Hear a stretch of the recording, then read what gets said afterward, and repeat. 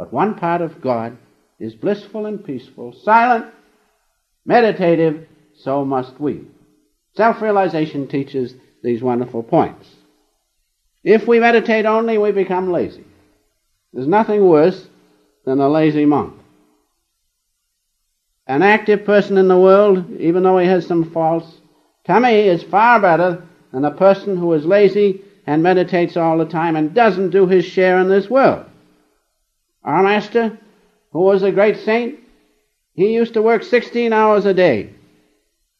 And in spite of that, he meditated some. Of course, his work was meditation. So let us understand that the balance must be there.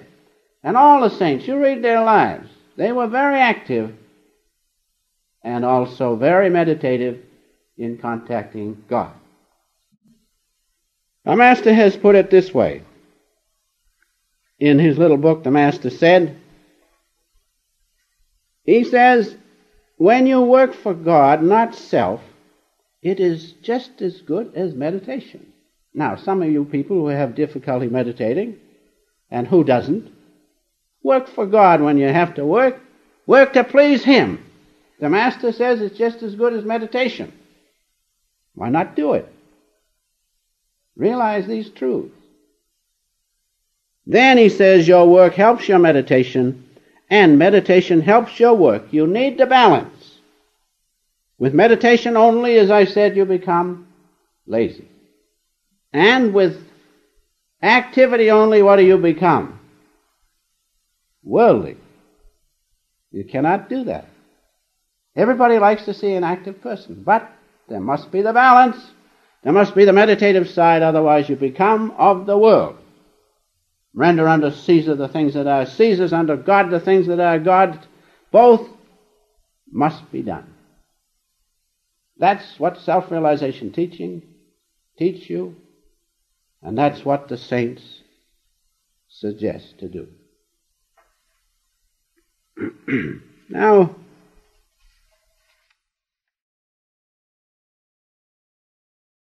Master used to say that this world wasn't made just for breakfast, lunch, and dinner and raising children. It's not made just for that. But some people think it is, and they end up very much disillusioned. You talk to anybody, I don't care how much wealth they've had and how many children they've had and what things they own, and in the end of life, if they have not given some time to God, they are the most depressed people. Because that's not the way, that's not the goal of life, that is not why this world was created. We must realize it's all right to make money, to accumulate money. It's all right to have kids if you can stand them. But we must find God. I thought of that because not long ago I went home to my son who lives in New York. He has quite a raft of them. Got another one since I was there. I don't know whether I'll return right away. But that's neither here nor there. When I landed there, they're used to it. Such a commotion in the morning. Turn the radio on and the other television, I guess it was, and such a bedlam. The first day I thought I was finished. But nature is good. And I kind of got used to it. But I realized more and more that the purpose of life was not wholly to have children and to make lots of money. So let us understand that balance must be attained. And the saints and the great ones, they realize the cosmic dream. That's the secret. If you can realize this dream and not be attached to it, then you can understand and enjoy it.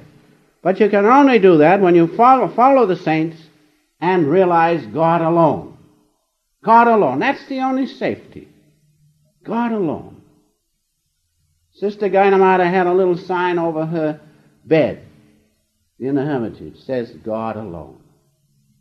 A great devotee, great follower of the Master, but she found out God alone is the only answer. And the saints, knowing that, they can enjoy this drama of life and not be attached, not forget their divine nature. And so must we do. as they do.